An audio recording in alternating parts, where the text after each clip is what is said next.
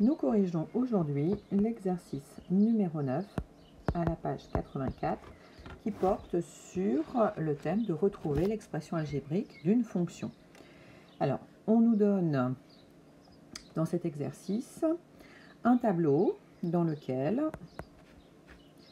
nous avons, comme d'habitude, les antécédents et les images.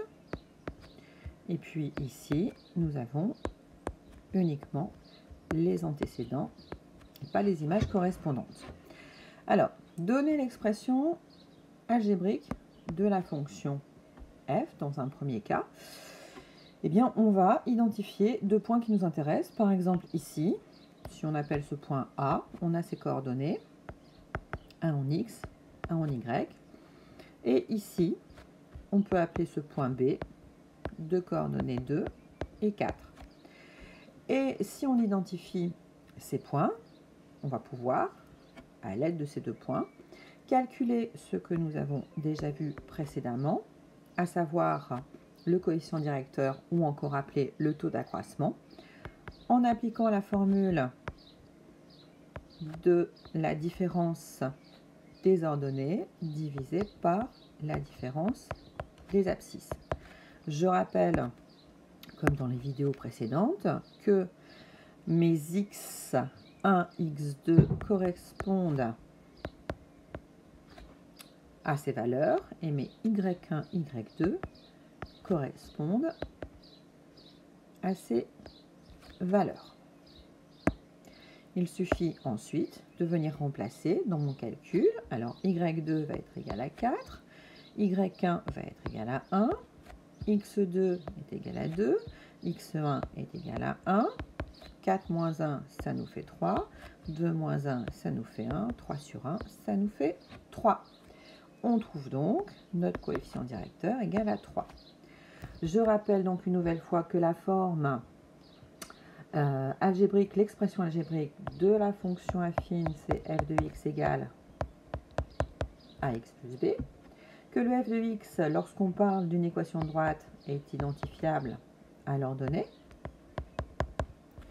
Nous avons donc ici calculé le coefficient a.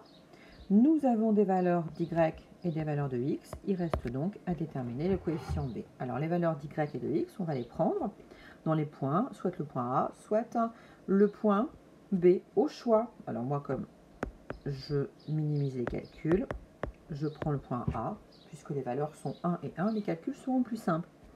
Je rappelle donc que ici nous avons les x et ici les y.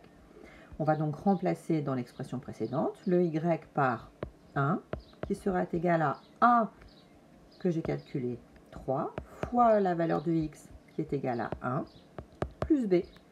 Je me retrouve donc avec une petite équation du premier degré à une inconnue à résoudre, à savoir 1 égale 3 fois 1, 3 plus b. Que vaut b? Eh bien, il suffit de résoudre notre petite équation pour dire que b est donc égal ici à moins 2, tout simplement.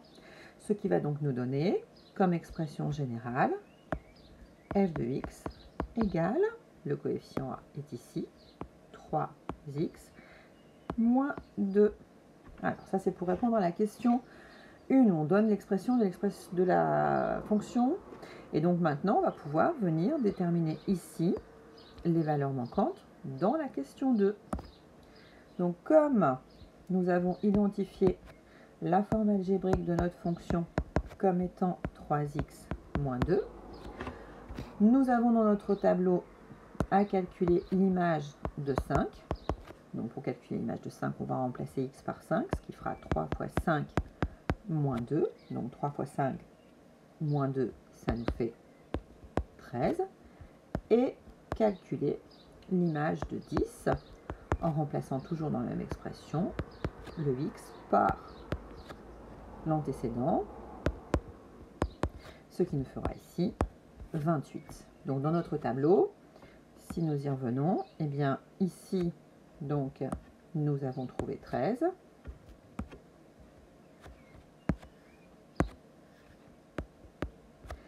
Et pour 10, nous avons trouvé 28. Voilà.